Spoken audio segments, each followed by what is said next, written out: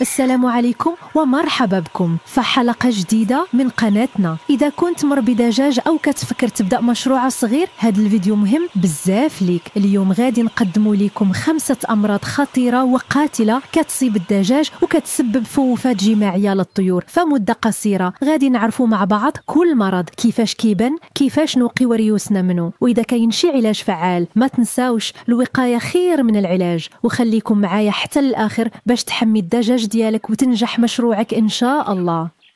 المرض الأول هو مرض نيوكاسل ديزيز. مرض خطير يصيب الدجاج وينتقل بسرعة كبيرة. كي تشوف دجاجك ما بقاش كياكل، كيشهق وكيخرج ليه مخاط من الفم، راك ممكن قدام نيوكاسل. الوقاية، التلقيح ضروري ونظافة البلاصة يوميا. ما كاينش علاج فعال من بعد الإصابة، لكن المضادات الحيوية تساعد ضد العدوى الثانوية. اللقاح كيتعطى من صغرهم وخاص تعودوه حسب البرنامج البيطري. المرض الثاني هو الجمرة الخبيثة، انفلونزا الطيور. هذه كلها اسماء لهذا المرض. هذا مرض فيروسي قاتل كيتنقل حتى للإنسان. الدجاج كيطيح، كيخرج ليه دم من المنقار ومات سريع. الوقاية، ما تدخلش دجاج جديد بلا حجر صحي ونظافة صارمة جدا. العلاج، ما كاينش علاج نهائي، لكن التبليغ للسلطات مهم بزاف. خاص تعزل المصابين وتحرق الجثث باش تحمي باقي القطيع. المرض الثالث هو الكوكسيديا كتصيب الأمعاء وكتخلي الدجاج يخرج الدم في البراز ويفقد الشهية بسرعة. كتجي من الوسخ والرطوبة. الوقاية، حافظ على الفرشة ناشفة واستعمل مضاد كوكسيديا في الماء مثل أمبروليوم. العلاج، كاين أدوية فعالة مثل بايكس أو كوكسيبرول.